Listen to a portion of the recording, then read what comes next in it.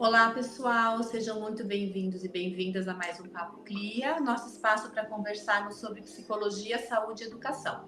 Eu sou Ana Paula Magosto, psicóloga e diretora da Clia, e hoje o nosso Papo Clia está um pouquinho diferente, porque hoje nossas convidadas são advogadas. Então, sejam muito bem-vindas, Caroline Fragoas e Silvia Pereira, que são sócias da Fragoas e Pereira Advocacia. Muito obrigada, Ana, pelo convite. A gente está muito contente de estar aqui para fazer esse bate-papo com vocês. Obrigada, Ana. Também faço as palavras da Silvia minhas. Bom, e o que será que a advocacia tem a ver com psicologia? Que podem parecer duas coisas bem diferentes, mas no nosso caso, a CLIA está em parceria com a Fragoas e Pereira, oferecendo serviços para mediação de conflitos. E esse vai ser o nosso assunto de hoje. Então, vamos lá. No contexto jurídico, a mediação de crises pode evitar conflitos mais graves e reduzir processos judiciais. E isso é algo muito importante. Então, Carol e Silvia, como que vocês, enquanto advogadas, enxergam o papel da mediação na advocacia? E do ponto de vista psicológico, quais vocês percebem que são os impactos de um conflito não mediado? Ana, você trouxe um ponto super pertinente na sua fala, que é falando de ações judiciais, né? Onde a gente sabe que o nosso judiciário ele está com muitas ações, e para você resolver assuntos, muitas vezes você demora de 5 a 10 anos. Quem quer esperar 5 ou 10 anos para resolver um conflito? E é por isso que, na verdade, hoje o próprio judiciário está buscando maneiras para resolver isso. E a gente aí fala que existe uma mediação judicial e uma extrajudicial. Então, hoje, o que é a diferença da mediação e da ação judicial? É que ela é um método autocompositivo. Eu tenho nas minhas mãos como resolver um problema. Eu não preciso de um juiz que muitas vezes não está envolvido, está olhando aquela documentação toda e decide, não olhando para as partes e o que vai ser o melhor solução para elas. Então, quando a gente fala de mediação, a gente também está falando de psicologia. Por quê? Porque a gente está falando de sentimentos e necessidades. Quando eu tenho um conflito, eu preciso atender a ambas as partes. E quando você tem uma mediação, a decisão está nas minhas mãos. Eu consigo decidir. E o que a gente sempre fala, uma solução não é 50 e 50. Pode ser 60, 40, 70, 30, desde que atenda aquela pessoa. Lembrando também que quando a gente está falando de mediação, a gente está falando de coisas importantes. Estou falando de confidencialidade, tudo que é tratado ali, mesmo que eu não chegue num acordo, vai ficar ali. Eu tenho uma imparcialidade, na verdade, eu falo que é uma grande questão de fazer a pergunta certa, para chegar na solução que vai atender ambas as necessidades. E eu, na verdade, tento ser o mais justo possível. As pessoas estão ali porque elas querem, que é diferente da ação judicial, que eu sou intimado para estar ali. Então, eu acho que a gente já tem um caminho, mas a gente tem que tratar muito com sentimentos. E aí, o jurídico não funciona sem a psicologia, porque a gente tem que trazer coisas subjetivas que estão lá e que muitas vezes é a diferença para eu conseguir chegar numa solução que atenda a ambos. Carol, não sei se você quer complementar com mais algum ponto. Não, é isso mesmo, é o que a Silvia trouxe. O juiz ele não tem tempo hábil para analisar subjetivamente os problemas. E quando um grupo de pessoas pede ajuda, né, e tenta, e tem esse perfil de ser mediando, ele já está ali diferente de um perfil de judicial, né? Que é o do conflito, do embate. E a psicologia ajuda muito para essa compreensão emocional, né? Que a gente tem visto, né, durante as nossas mediações, momentos de parada, e que a gente precisa da ajuda do psicólogo, da ferramenta da psicologia dentro da mediação, ainda que hoje a gente use bastante, né, ferramentas da mediação, da negociação e da psicologia para fazer esse suporte na mediação. Então é essencial a presença de um psicólogo para esse olhar mais cuidadoso, que a gente não tem habilidade, que não somos psicólogas, né?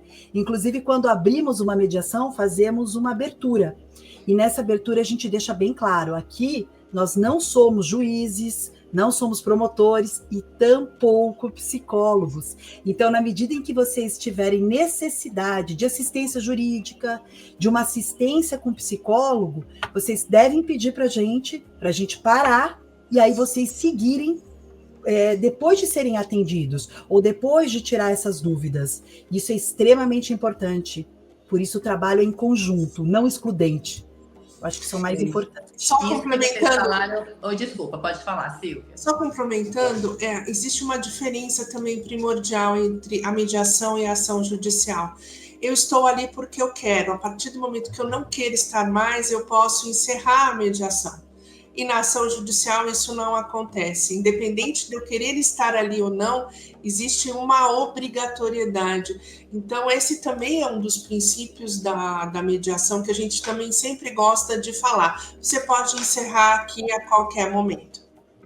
E o que vocês falaram é um ponto muito importante, né? Porque sempre que tem necessidade de um advogado ou de uma mediação, é porque existe um conflito. E o conflito, ele sempre vai ter bases emocionais e subjetivas, né? Então, realmente, é muita coisa que está por trás e que tem que ser vista para que se chegue a um acordo bom. E se a gente for pensar, uma boa mediação, ela vai depender muito de uma escutativa, da comunicação não violenta e de várias outras estratégias que vocês vão utilizando e que vocês dominam. Como que vocês veem que a psicologia ajuda efetivamente os advogados a desenvolverem essas habilidades?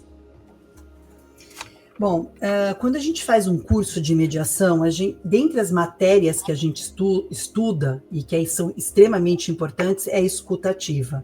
A gente consegue entender a diferença do escutar mecanicamente, que é o ato de ouvir simplesmente, e a escuta empática, aquela escuta que você está realmente ali presente. É muito importante num processo de mediação, num procedimento de mediação, que as partes envolvidas elas estejam 100% presentes. O local onde a gente vai fazer é importante que seja um local sem ruído, sem barulho. Por quê? Porque qualquer coisa pode distrair. E aí a gente tem um tempo para voltar. Tudo isso é muito... qualquer coisa pode atrapalhar a comunicação. E aí a gente sempre trabalha, né, com escuta ativa e com a comunicação. E como é que o psicólogo ajuda a gente? Na verdade, a gente empresta, como eu disse antes, muitas ferramentas da psicologia, mas a gente não tem habilidade para isso. E aí o convite do psicólogo num processo de mediação é extremamente importante. E ele pode funcionar como um mediador reflexivo, que é aquele mediador que está por fora, porque hoje a gente entende, né? A mediação não é só quem é formado em direito. Qualquer profissão pode ser mediador, desde que seja habilitado para isso. Porque tudo é habilidade, né? Então, um psicólogo ele pode ser um mediador reflexivo, que é uma terceira pessoa que ela não participa da nossa conversa diretamente, mas ele está ali olhando. Eu e a Silvia, a gente tem uma dinâmica de trabalho muito interessante. Quando a gente vai participar de uma negociação ou de uma mediação, a gente sempre combina.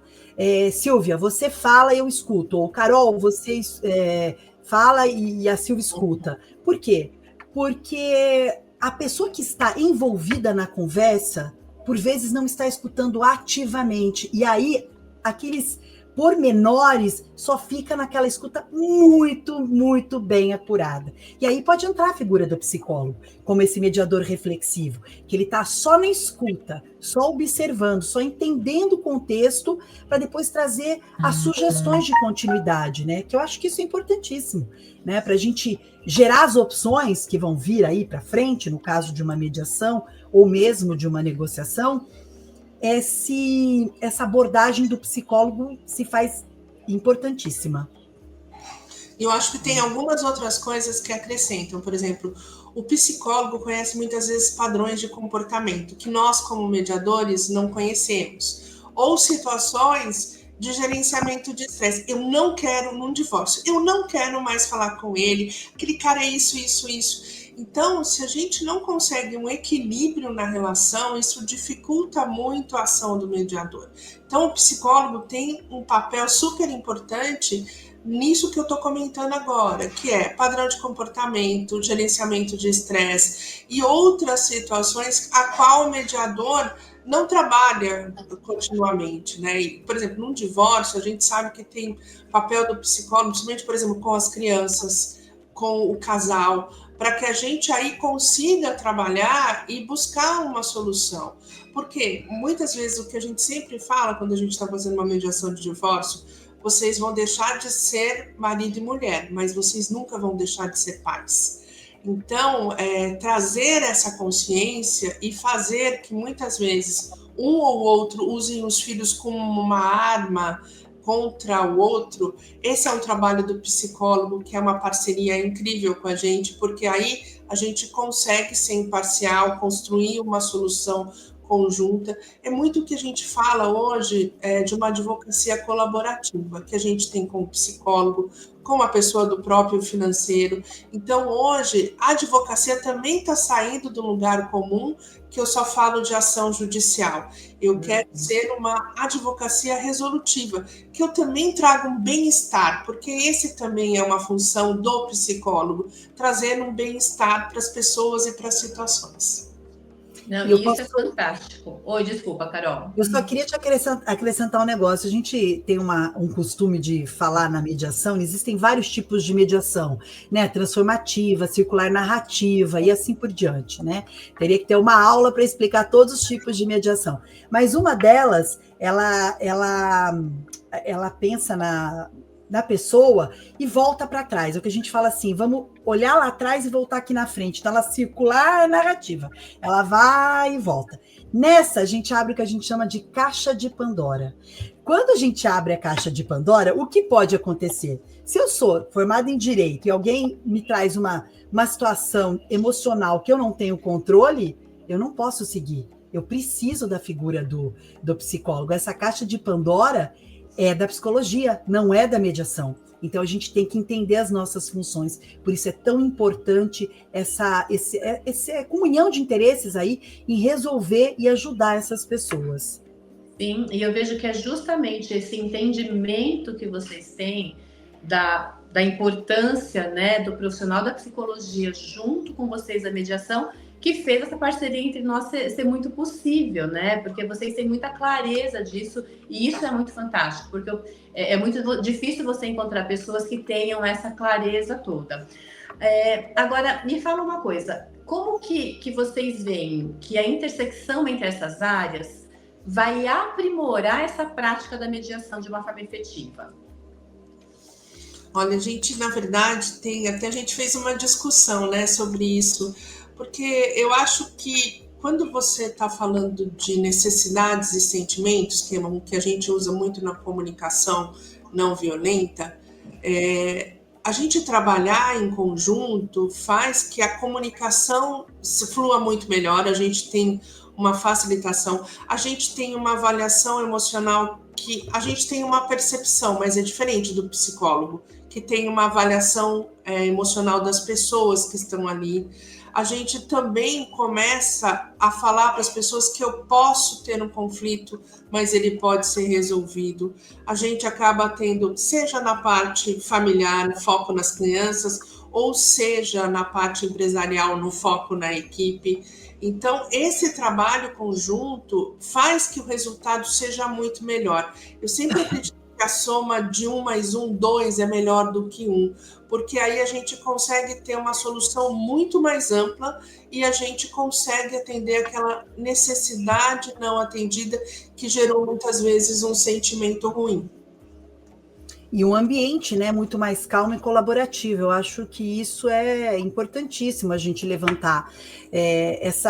A Silvia trouxe antes aí a questão do gerenciamento de estresse, da identificação de padrões que a gente não consegue. Então, isso se torna importantíssimo para essa mediação, né, para essa resolução de conflitos. Esse olhar do psicólogo, que é diferente do nosso olhar. Um olhar muito mais, uma escuta muito mais empática, uma comunicação muito mais assertiva. Por mais que a gente estude comunicação não violenta, e a gente tem essa prática de estudar, eu e Silvia ainda mais que eu, ela já tem anos de prática aí de comunicação, né, não violenta, mas a figura do psicólogo é assim, essencial nesse momento. justamente para esse ambiente colaborativo. Inclusive, na hora de gerir opções, que é uma fase da mediação, para que a gente possa oferecer opções, para que as partes ofereçam, porque, na verdade, o mediador não pode oferecer, né? O mediador ele é imparcial, ele vai trabalhando ali com o diálogo. Mas a gente entender se aquelas sugestões elas fazem sentido ou não, com esse olhar do psicólogo, a gente consegue direcionar, né? Claro, sem decidir, mas direcionar esse diálogo para que chegue num consenso que seja mais fácil de ser comprometido ao final, né? Que tenha realmente uma eficácia. Essa acho que é a palavra certa. Mas acordos mais flexíveis, por exemplo, quando você vai para o judiciário, eu posso só ver meu filho a cada 15 dias. E quando você tem a mediação, você pode falar, olha, mas eu gostaria de vê-lo a cada uma semana sim, uma semana não. Então, quando você traz os sentimentos, as necessidades, o que é bom para todo mundo, você tem um resultado final muito melhor, complementando aquilo que a Carol falou. Eu sempre gosto de acordos flexíveis, porque isso traz bem-estar, traz felicidade para as pessoas. E isso é muito importante, porque eu acho que, além do psicólogo ele estar ali e faz essa comunicação, ele consegue compreender os jogos emocionais, as questões emocionais que estão permeando esses conflitos e tentando ajudar no manejo disso. E como você citou a questão de divórcios e guarda, né? A gente sabe que nessas situações especificamente, a gente tem aí as emoções à flor da pele, né? Porque é um tipo de conflito muito difícil e quando envolve filhos, isso se torna ainda mais complexo, porque você ainda tem que administrar como que esse vínculo vai perdurar daqui para frente numa situação de estresse hoje, né? E uma das coisas que eu penso muito é o quanto a gente precisa focar na necessidade da criança em caso de filhos, para que os pais consigam ir se desprendendo das suas necessidades individuais, muitas vezes de um machucar ou agredir o outro naquele momento de mágoa, né? Para poder pensar na questão da criança. Como é que vocês veem isso? Essas estratégias que podem ser adotadas nesses casos específicos de divórcio, disputa de guarda, para garantir um acordo mais saudável para todos?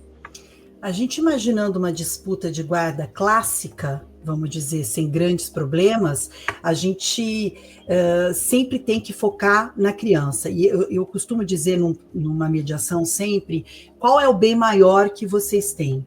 O que vocês vieram discutir aqui? Qual a relação que vocês vão criar daqui para frente? Porque a mediação tem esse contexto, né? O que já ficou para trás serve de base, mas não pode ser assim a decisão do daqui para frente. Então, vamos construir pontes novas. A gente costuma dizer que a mediação, a gente construi pontes novas, e a geração de opções é uma forma de construir pontes novas, chegar em lugares diferentes. Então, eu sempre trago a questão de qual é o bem maior que você procura. É o bem-estar do meu filho. De fato, é o bem-estar do seu filho? Então, quando você traz isso, ou quando você traz aquilo, como que você sente? Aí a gente usa as ferramentas da mediação, que não são poucas, né? E na questão do divórcio, a gente tem casos em que a gente tem que ter mais cuidado. São os casos que têm violência, porque a gente não está trazendo isso, né, à tona. E, às vezes, a violência não é participada aos filhos, e nem deve. Né? E como que a gente vai cuidar disso? E como que a gente vai trazer? Como que uma mulher vai se sentir segura de deixar o seu filho, ou vice-versa, um homem, né? Pode se sentir seguro se ele também recebe violência ou ela recebe violência, deixar os seus filhos lá passar um final de semana. Como que a gente trabalha tudo isso? Aí eu acho que é complexo, e às vezes a gente tem que parar e falar assim, talvez você precise de uma ajuda de um psicólogo para seguir daqui para frente. Não tem como você construir um acordo se você tem tantas inseguranças. E esse olhar é um olhar que é muito do psicólogo. Como ajudar? Porque, na verdade, eu estou ali para tentar resolver o conflito e olhar objetivamente. Claro, a gente olha objetivamente para o problema, mas no caso da mediação a gente ainda tem esse olhar para o subjetivo, que são as pessoas envolvidas, para atender às necessidades. Mas e num caso de violência? Eu me pergunto, como que a gente trata? A gente está aí com um caso super sério, eu e a Silvia, de violência num relacionamento, e com um filho com problemas psicológicos, que inclusive vai em psicólogos e vai em psiquiatras, existe aí uma das pessoas também com um problema, um distúrbio bem grande, que a gente ainda não pode avaliar, porque ele não vai num psicólogo, não vai num psiquiatra, não tem esse olhar, e essa mãe em desespero num processo de divórcio, em que ela vai ter que deixar o filho com N problemas na casa de um pai que tem outro N problemas. Então, e é uma situação de muito estresse, né, Carol? E aí, exatamente. Até o próprio estresse, se a gente for pensar, ele vai colaborando para decisões tomadas de forma erradas, impulsiva, né? Você vai escalonando. E aí erradas. Então, assim, eu acho que é importante, talvez a gente tenha um pouquinho de informação para quem está nos assistindo, como que aí o direito e a psicologia vão ajudando em situações como essa, de muito estresse, né? Que essa é uma situação de estresse, mas a gente pode ter... Oh, meu Deus, acabou a bateria aqui, o negócio caiu. Estou lá embaixo. E eu preciso que você saia para eu poder continuar gravando.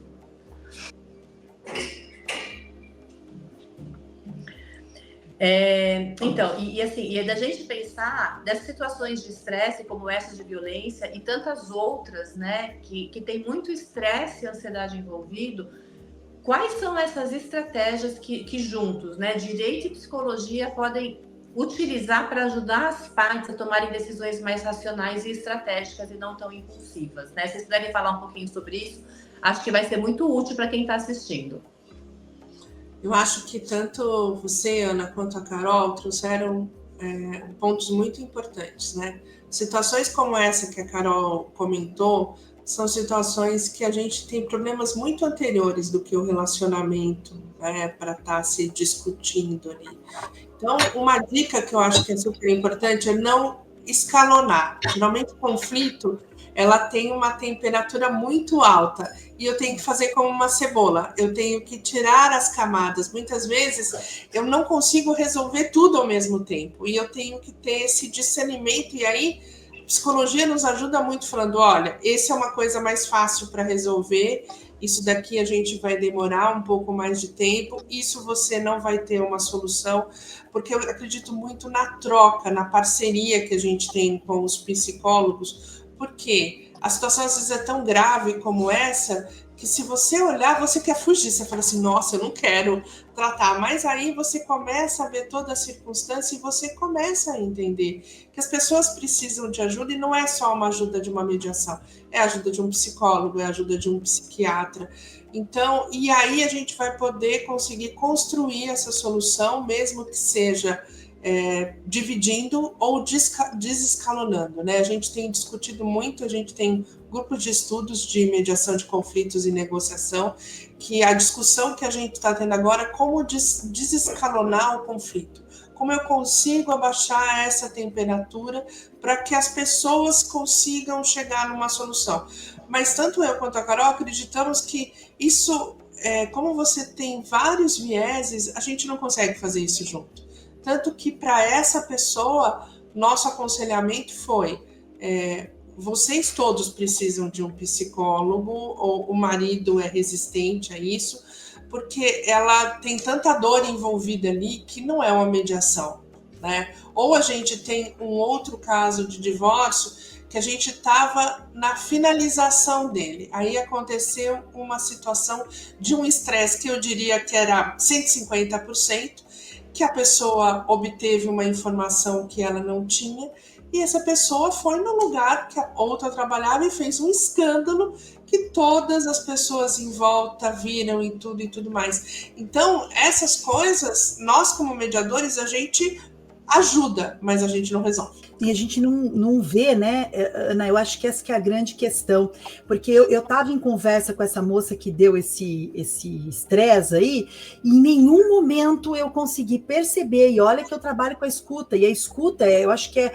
a coisa mais importante nesses casos, eu acho que a gente tem que acolher, né? Eu acho que essa é a primeira coisa, essa pessoa chega numa situação de conflito, numa situação de estresse, o acolhimento é a melhor forma de resolução, assim, a princípio, e essa escuta, né?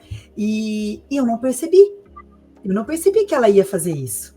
Talvez, se essa parceria já tivesse ocorrido antes, provavelmente eu teria encaminhado você talvez tivesse percebido o que eu não percebi, por conta da sua técnica. Tá vendo como que a gente tem muito em comum no trabalho? Sim, e as áreas de estudo são muito complementares, né, Carol? Então, eu acho que faz todo sentido isso. E, gente, tá maravilhoso, assim, eu acho que tem tanta coisa ainda pra gente falar, mas o nosso tempinho tá acabando. Eu acho que a gente vai ter que marcar um outro dia pra gente continuar, porque a gente conseguiu falar um pouquinho de toda essa questão familiar, mas, gente, a mediação, ela pode ser utilizada ainda em muitos outros contextos, né? Nas organizações, nas escolas. Então, assim, tem muita coisa pra gente explorar ainda desse tema, que eu acho que a gente vai ter que voltar aí com uma outra pautinha definida para poder trabalhar essas questões. Mas eu queria muito, nesse momento, agradecer a presença de vocês duas, Silvia e Carol, né? Eu acho que são informações que as pessoas não têm. E conflitos, e problemas, e ações judiciais, gente, todo mundo tem, né? Separação, divórcio, conflito de herança, todo tipo de conflito, né? Então, isso é muito importante a gente saber como trabalhar isso da melhor forma possível. Então, muito obrigada pela presença de vocês, né? Agradeço também aqueles que estão nos escutando hoje. E para que vocês conheçam mais sobre os nossos serviços e a nossa parceria, acessem nosso site www.cliapsicologia.com.br. Nós temos sedes em Santo André, Campinas e Piracicaba, e também estamos nas redes sociais como Clia Psicologia, Saúde e Educação, né? Então venham nos conhecer, venham pegar mais informações sobre a forma como trabalhamos em conjunto aí com a mediação com a Fragoso Pereira, né? E espero vocês aí no nosso próximo Papo Clia. Um abraço para todos. Obrigada. Obrigada.